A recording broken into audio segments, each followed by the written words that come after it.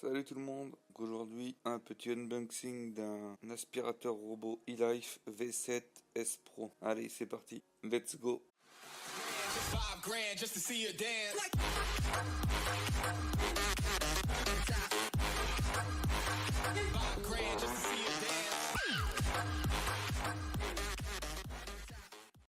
Donc voilà, j'ai reçu mon colis, je l'ai acheté en 2018, pour Noël 2018 exactement, au prix de 160 €. Comparé à d'autres aspirateurs de marque, c'est vraiment, il est vraiment pas cher. Bon, ça reste quand même un budget, mais comparé à d'autres marques qui sont à 300-400 €, je le trouve plutôt pas mal. Bon, après, j'ai pas essayé les autres. Donc là, on passe à l'ouverture du carton. Ça, c'est le carton, je l'ai reçu tel que. Là, c'est le carton, le surcarton pour l'envoi.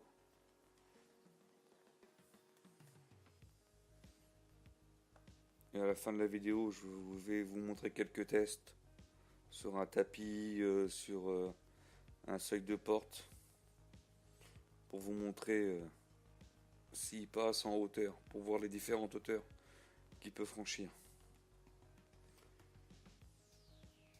Donc alors hop, on passe au déballage. Un très beau carton, en carton assez épais, brillant. Non, la présentation est vraiment belle, hein, c'est pas...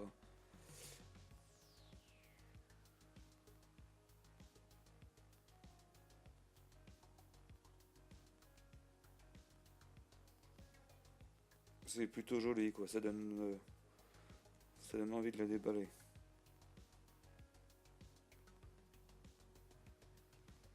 Donc là, vous pouvez voir encore une fois les caractéristiques de l'aspirateur, les dimensions, la puissance, la couleur, les décibels, le poids et la date de fabrication. Allez, on passe à l'ouverture. Donc là, il y a un carton de protection avec des petites mousses. Non, c'est bien emballé, hein, faut... Donc là, il y a la télécommande avec programmateur.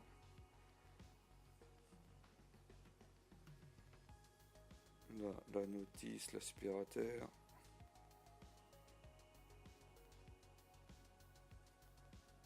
Là, il y a la lingette pour laver le sol. Ça, je reparle après, mais c'est un gadget, hein. Vous n'allez pas rendre le sol propre comme avec une serpillière. Donc là, il y a deux filtres. Une petite balayette de rechange. Au bout d'1 an et demi, j'ai juste changé une seule fois un filtre. Et la balayette, je l'ai jamais encore changé. Donc il faut pas croire qu'il faudra acheter constamment les accessoires pour remplacer. Il y a les piles pour la télécommande. Il y a le bac à poussière. Ça, c'est le bac pour aspirateur. Ça, c'est le dock de chargement avec un petit trou pour y ranger la télécommande. Là, c'est une petite brosse pour nettoyer l'aspirateur. Ici, c'est le chargeur qui se branche à la station de recharge. Donc voilà, je repasse un petit coup. Dedans, dans l'aspirateur, il y a le... Bon, là, il est encore emballé, mais il y a le bac à eau pour serpiller. voici le bac à eau que vous remplissez par ici. Alors en principe il faut mettre que de l'eau, j'ai déjà essayé à mettre juste vraiment une goutte de produit pour laver le sol. Mais c'est ça, pour laver le sol, franchement, achetez pas ça que pour laver le sol. Parce que pour moi c'est vraiment un gadget, c'est vraiment inutile. Après moi j'ai essayé sur mon carrelage, mon carrelage comme il est assez lisse. Et le robot une fois qu'il retourne sur le... qui est déjà passé ou que c'est encore un peu humide, et ben, il patine sur place et il avance plus, il tourne en rond. Après pour moi ça vient de mon carrelage parce que le carrelage comme je vous dis il est vraiment lisse. Mais je l'ai essayé 3-4 fois mais c'est vraiment histoire de dire, hein. C'est vraiment pour test. J'ai pas fait de vidéo test là-dessus mais le but principal c'est vraiment s'en servir comme aspirateur et non comme serpillière, hein. C'est vraiment comptez pas là-dessus parce qu'entre le temps du montage, le temps du nettoyage, je trouve ça une perte de temps. Et même si vous avez des taches sur le carrelage, ça va pas les enlever, hein. Il faut frotter, de toute façon il faut l'huile de coude. Après 1 an et demi d'utilisation, pour vous montrer qu'il fonctionne toujours aussi bien. J'ai jamais eu de problème avec. Donc là je dirige par contre à la télécommande parce que sinon ses mouvements sont aléatoires. Il vient buter, toucher. Pas forcément toucher mais il y a des capteurs sur le devant. C'est pareil, il tombe pas, hein. Si vous avez des marches, des capteurs en dessous, j'ai essayé sur ma table de salon, il est jamais tombé, hein. Donc là vous pouvez voir que le canapé, qui s'approche mais il touche pas. Après ce qui touche, moi comme j'ai des meubles laqués, il a un peu de mal des fois à reconnaître, comme les pots de fleurs, là il a touché. Hop. Donc là c'était une partie alternative, donc là je le redirige avec la télécommande, comme ceci. Donc voici la télécommande, là il y a un bouton, donc là vous pouvez juste utiliser les flèches. Donc là j'ai mis le bouton spécial, j'ai appuyé un coup sur le bouton spécial plainte, c'est-à-dire que ça va faire que le contour. Ça va vraiment longer les plaintes, ça longe vraiment pas trop mal, même un rideau, hein. Là, c'est le rideau qui sépare de l'entrée du couloir. Bon, après, des fois, il arrive à passer en dessous, mais c'est rare. Bon, moi, ce que je conseille, pour qu'il passe bien correctement, c'est de l'enfermer dans un coin. C'est-à-dire pièce par pièce.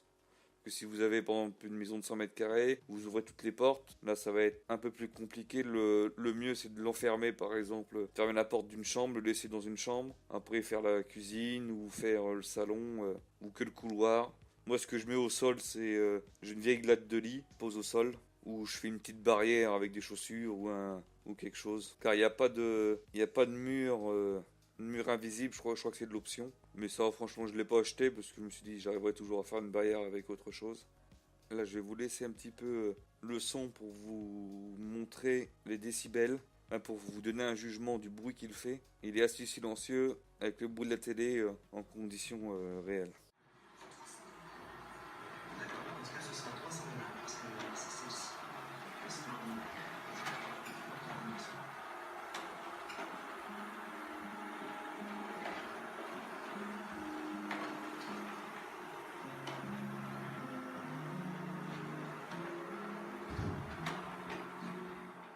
Si vous faites tomber vraiment quelque chose à un endroit que vous voulez ramasser, qu'à cet endroit-là, c'est en précision, il va tourner en rond sur lui-même, il va faire un arc de cercle de plus en plus grand. C'est vraiment pour aller cibler, vous faites tomber plein de miettes de pain à un tel endroit, vous voulez nettoyer que vraiment cet endroit correctement, et après il s'arrête tout seul, il repart automatiquement.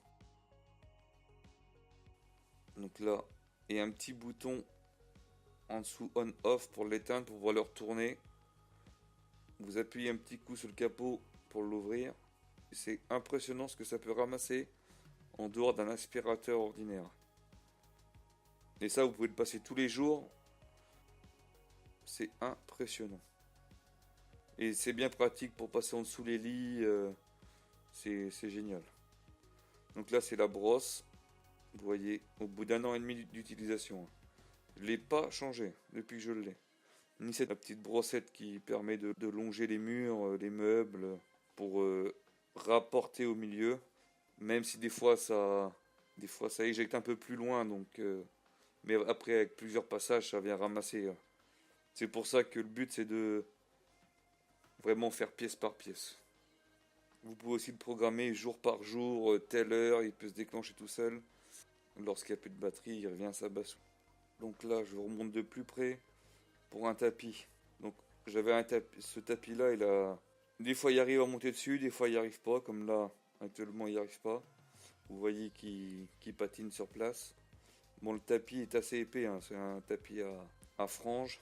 Ça doit bien faire un bon 2 cm, mais comme c'est à franges, c'est vrai que c'est pas... Il arrive, suivant la position où il arrive, suivant à tel endroit du tapis, Il arrive à monter dessus, mais on sent qu'il peine un peu, hein. Ça le fait ralentir.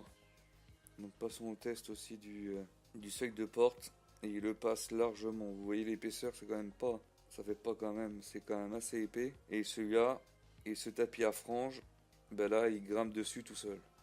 Donc comme je vous dis, c'est vraiment aléatoire. Des fois, il arrive, faut peu que le tapis sur un coin il rebique un petit peu, ben il monte pas. Il va passer 2 cm à côté du tapis, il va réussir à monter dessus. Celui-là, il est un peu moins épais, un tapis à franges. Donc c'est vraiment, pour moi, c'est vraiment une question de millimètres. Et après, vous avez le bouton pour retourner sur sa base. Tac. Vous appuyez dessus et il se débrouille. Hop. Il y va tout doucement, tranquillement.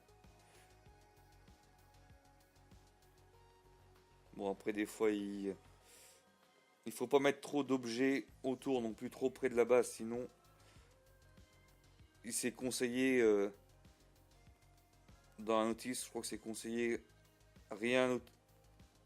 L'objet le plus proche de la base doit être à 1 mètre de chaque côté. Après, moi j'ai déjà positionné à côté d'un pot de fleurs à 20 cm, ça marche. Donc voilà. Vous pouvez faire un tour dans la description, j'ai une petite page Tipeee. Si ça vous intéresse, vous pouvez cliquer, regarder une petite vidéo d'1 minute, d'un petit clip. Ça me permet de m'aider dans le développement de la chaîne. Merci de m'avoir regardé, à la prochaine. Salut!